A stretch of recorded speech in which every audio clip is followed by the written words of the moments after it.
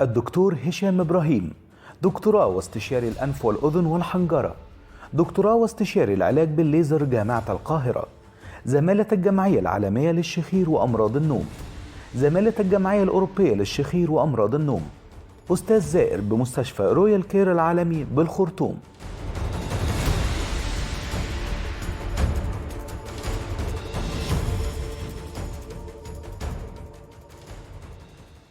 اهلا بيكم. في مرضين او حالتين بيتنافسوا قدام عيني دلوقتي، شايفهم كويس جدا في المضاعفات. طبعا في امراض كتيره مضاعفاتهم كتيره، يعني السكر والضغط تلاقي انه على قمه طبعا ما يسمى بالمضاعفات، لكن لو حطينا بقى اتنين مرضين كده هتلاقي الشخير والسمنه. طب سيبك من السمنه دلوقتي، الشخير حطه من ضمن الامراض. الشخير مرض حاله مرضيه. الشخير له مضاعفات كتير لدرجه ان انت حاطه جنب السمنه، ده انا احطه جنب السمنه والشخير يعني يقعد دي.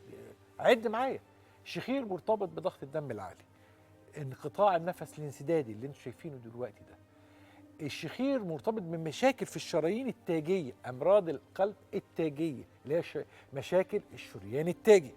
الشخير مرتبط بالسكته الدماغيه، باضطراب كهربة القلب، الاكتئاب. الشخير يلعب دور مهم في تنشيط البؤر الصرعية. الله، يبقى الشخير ده من ضمن الأمراض اللي توضع على قمة حالات ليها مضاعفات أو مصاحبة بمضاعفات كثيرة. ولذلك مريض الشخير أو المريض اللي بيعاني من الشخير ده مريض يوضع في الاعتبار، دراسته بدقة شديدة جدا جدا. هنشوف ضغط دم وهنشوف مشاكل الكهرباء بتاعت القلب بتاعته، السكتة الدماغية لازم نحطها في الاعتبار، كل الحاجات اللي احنا قلناها. تعالوا نعيش مع هذه الحالة المرضية المثيرة جدا مع ضيفي العزيز، واحد من نجوم عالم الأنف والأذن والحنجرة، الاسم القدير الأستاذ الدكتور هشام إبراهيم، استشاري الأنف والأذن والحنجرة، دكتوراه الأنف والأذن والحنجرة، استشاري العلاج بالليزر وزمالة الجمعية الأوروبية للشخير وأمراض النوم، والأستاذ الزائر بمستشفى رويال كير بالخرطوم. أهلا بيك يا دكتور هشام. أهلا يا دكتور أيمن. أنا حطيت الشخير مع مجموعات الأمراض ذات التواجد القاسي على مرضى، مع السمنة، مع الضغط، مع السكر. هو نفسه بيعمل ضغط الحقيقة. أكيد حضرتك بتقول حضرتك حطيت الشخير مع الحاجات دي، الشخير هو مسبب الحاجات دي، فده معناه إن الشخير على قمة هرم المشاكل الصحية للإنسان.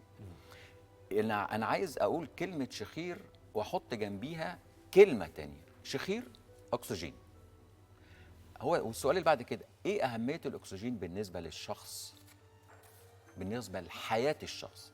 الأكسجين هو حياة الشخص. بمعنى إيه؟ بمعنى إن لو الأكسجين اللي حضرتك بتتنفسه من مناخيرك قل، بمعنى ده بيوصلني إيه؟ بيوصلني إن كل خلية في الجسم بتتأثر بنقص الأكسجين اللي ابتدى يدخل من الأنف. عشان كده إحنا ما نستسهلش أو نفتكر كلمة شخير هي صوت عالي مزعج. ده المسمى البسيط جدا لأي حد ممكن يسمع كلمة شخير أو ما يعرفش ما بعد الشخير شكله عامل إزاي. لأن الشخير عندنا إحنا بنقول دايما الشخير عندنا دايناميك يعني متحرك، يعني بيسرق. يعني إيه بيسرق؟ يعني النهاردة أنا بطلع صوت، وصوت بعد كده بقى صوت عالي مزعج، بعد كده بقى مزعج جدا للي حواليا وللجيران، بعد كده الصوت المزعج ده ابتدى يحصل خنقة وقفلة نفس وتوقف نفس. يعني معنى كده ان يعني الاكسجين اللي ابتدى ب مثلا ال 90 95% عند الشخص الطبيعي نسبة الاكسجين في الدم، بعد كده ممكن يوصل ل 70 و60، ودي في منتهى الخطورة، بتوصلنا لكل المشاكل اللي حضرتك قلتها. ولما بنوصل لها بيبقى صعب جدا ان احنا ممكن نرجع مره تاني، احنا بنوقفها بس. عشان كده موضوع الشخير يساوي عندي حياه، يساوي عندي اكسجين، يساوي عندي كل خليه في الجسم بتتاثر، من اول المخ لغايه اقل خليه ممكن حضرتك الشعر بتأثر، الشعر ضوافر بتأثر، اللي هي الجزء اللي بنقول عليه مهمل في الجسم يعني. طيب هناك أقاويل، عنواننا النهارده اسمه كده هناك أقاويل. أول أقويلة من الأقاويل دي إنه عمليات الحاجز الأنفي يمكن أن تعود مرة أخرى. من مبدأ والله اللي بيقول المقولة دي أو اللي بيردد هذه الإشاعة يعني بقول عليهم دايما هم سذج بس يحترم سذاجتهم، انه هم اقول لك يعني انا بحترم السذاجه بتاعتهم دي. يقول لك ما انت بتقولوا دايما ان عمليات غضروف الاذن بنخاف لا ترجع تاني، الودن ترجع تاني تتكون، تبدا تتحرك للامام مره اخرى. فهم بيقول لك ان الانف زي الودن، ده تفكيرهم. كويس جدا. غضروف الودن مختلف تماما عن غضروف الانف. اللي هو الحاجز الانفي مختلف تماما. ليه؟ لان غضروف الاذن، ودي نقطة جوهرية جدا جدا في إجابة السؤال بتاع حضرتك. غضروف الأذن أنت ما بتشيلش الغضروف كله، أنت بتشيل جزء وبتشيل جزء عشان تعمل تجميل للأذن، وممكن الجزء اللي بتشيله يبقى زيادة أو يبقى قليل، فبيحصل فيبروزس أو تليف ممكن يرجع شكل الأذن زي ما كان أو يغير من شكلها. أنا بتكلم كلام علمي. تمام؟ أما الغضروف الأنف إيه؟ اللي هو الحاجز الأنفي غير الغضاريف، عشان بس يبقى ان الناس ما تلخبطش. لا، الحاجز الانفي اللي هو غضروف وليس عظم، الحاجز الانفي انا بشيله تماما، ما بشيلش الجزء المعوج، لان في نوعين من عمليات الحاجز الانفي، اللي هي السيبتوبلاست اللي هو تجميل الحاجز الانفي، والجزء الثاني اللي هو سبيوكاس ريسكشن اللي هو ازاله الحاجز الانفي. الناس ايه ده ممكن تتخض جدا، ايه ده انت هتشيل الحاجز الانفي؟ انا بشيل الحاجز الانفي، ما بسيبش فيه ملي معوج. ملي معوج. بشيل الجزء المعوج منه. طبعا انا بشيل الجزء المعوج منه بنسبه 100%. عشان كده الجزء المعوج ده لما بيتشال ما بيبقاش فيه اجزاء تانية يحصل فيها تليفات وترجع مره تاني. معايا حضرتك؟ فاهم. دي نقطة مهمة جدا. دي حاجة. الحاجة التانية أنا بشيل الحاجز الأنفي تحت المنظار. فالمنظار ده بيديني نسبة رؤية 100% جوه الأنف من أول نقطة لغاية آخر نقطة. دي الحاجة التانية. الحاجة التالتة العمليات الحاجز الأنفي. عشان كده دايما الناس تيجي تقول لي أنا عملت الحاجز الأنفي ورجع تاني. أقول لها رجع تاني دي مش الحاجز الأنفي بقى اللي رجع تاني. لا، يبقى في جزء في الحاجز الأنفي ما اتعملش كويس، عشان كده الشكوى رجعت تاني. عشان كده مقولتي الشهيرة بكل تواضع، يا جماعة لو حد عمل عندي، بكل تواضع، لو حد عمل عندي حاجز أنفي ورجع تاني يقول لي. بس يعني قولا واحدا. يعني الجملة الأخرى أنه كلمة رجوع الحاجز الأنفي مش مرتبطة بالعملية، مرتبطة بأنه لم يتم الإجراء بتاع العملية بالشكل الأمثل يعني. يعني هو ده الكلام، هو ده الجملة اللي ما رضيتش أقولها الحقيقة. لا هي دي لازم تبقى واصلة للناس. هي دي الجملة اللي ما رضيتش. لكن هي لو اتعملت صح العملية لن يعود الحاجز. بالظبط 100%. طيب السؤال الثاني بقى، يقولون برضو أو في مقول إنه الحاجز الأنفي للست غير الحاجز الأنفي للرجل، ده معتقد. قصد حضرتك في التكوين التشريحي وشكله ولا في الشكوى والإجراء العملية؟ برضو ده وده. لا، هو في يعني التكوين التشريحي الاثنين زي بعض. لكن هو انا بتكلم الحاجز الانفي بالنسبه للبنات غير الشباب والولاد. ليه؟ لان البنت الحقيقه الحاجز الانفي بالنسبه لها مشاكله مختلف عن الشباب تماما. الحاجز الانفي من مشاكله اولا غير سده الانف وغير الصداع وغير المخاط وغير الكلام ده كله بالنسبه للبنات مختلف. لان الحاجز الانفي لما بيتعوج، ناس كتير جدا بتيجي تقول لي مثلا انا ما بشمش، أنا ما بتذوقش، أنا عندي صداع، أنا عندي بلغم، أنا عندي ريحة مش كويسة في زوري. تخيل الحاجات دي كلها أكشف ألاقي حاجز أنفي معوج. هو السؤال إيه علاقة الحاجز الأنفي باللي أنا قلته كله؟ الحاجز الأنفي لما بيتعوج بيلخبط دخول الهواء جوه الأنف ببساطة شديدة جدا. وحضرتك عارف إن الفاكتوري نيرف موجود في الروف بتاع النوز، أو اللي هو العصب الشم. عصب الشم موجود في سطح اعلى جزء في الانف فوق. فلما يبقى في حاجز انفي معوج ويعوق دخول الهواء، فالهواء ما بيدخلش لسقف الانف فوق. هواء ما دخلش لسقف الانف فوق، يبقى الشم بتاع الانف نفسه او احساسك بدخول الهواء او احساسك بالشم قل. عشان كده كتير جدا من الحاجز الانفي بيبقى معاه قله شم. الحاجه اللي بعد كده على طول في مخاط في الزور. طب المخاط ايه علاقته؟ طبعا الانف مقفول، ما عندكش سكه للهواء غير البق. انا بخاطب العقل على فكره، انا ولا بخاطب دكتور ولا بتكلم كدكتور تماما، بخاطب عقل واحد قاعد قدامي، شخص طبيعي. قفلت مناخيرك، فتحت بقك، دخول وخروج الهواء من الفم يعمل ايه؟ مشاكل في الفم عباره عن جفاف، التهابات، لو في لوز يحصل لوز ملتهبه، التهابات في الحلق مزمنه، ده كله يؤدي الى بلغم ومخاط في الحلق. بلغم ومخاط فترات طويله يعمل لي التهابات مزمنه، يعمل لي ريحه وحشه.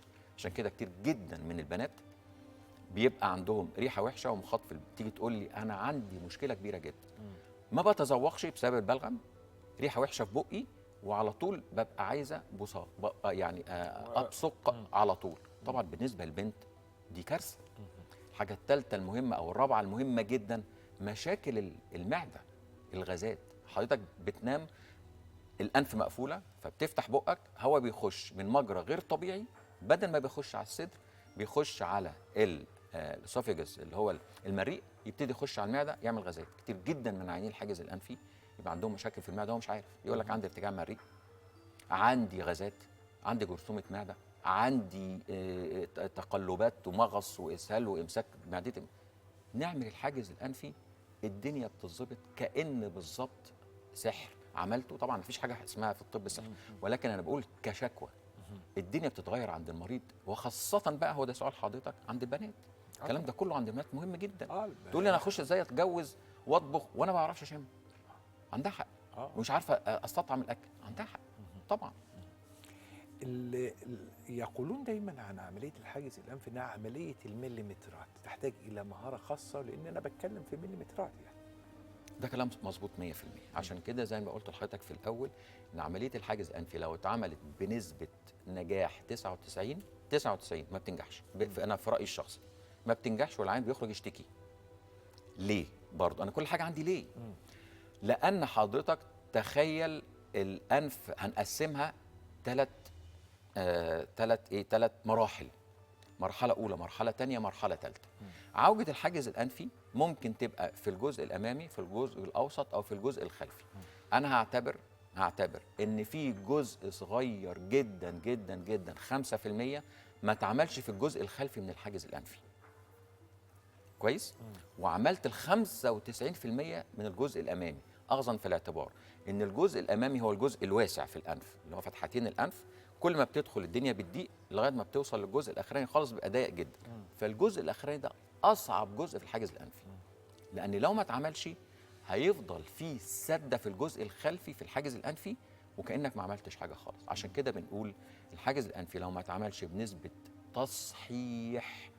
عشان كده دايما انا اما ببص للعيان بعد ما بيجي لي وابص في مناخيره، الحقيقه بتطلع مني جمله عفويه جدا، بقول له مناخيرك مسطره، الحاجز الانفي بتاعك مسطره. يعني لو جبت حاجه وعملتها مسطره هتخش مش هتحس ان في ملي ده بفضل ربنا علينا يعني. مش هتلاقي ملي معوج.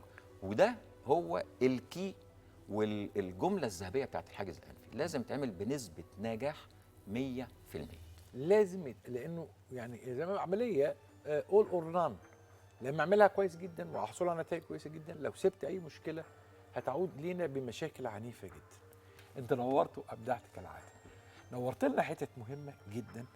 الحاجز الانفي عمليه مهمه، عمليه وان كانت مليمترات فيها مهمه قوي، لكن هذه المليمترات قد تغير استمتاع الانسان بالحياه وتؤدي الى الكثير من حلول لمشاكله، مشاكل السكر، مشاكل الضغط العالي، مشاكل الاريزميا، اضطراب كهربة القلب.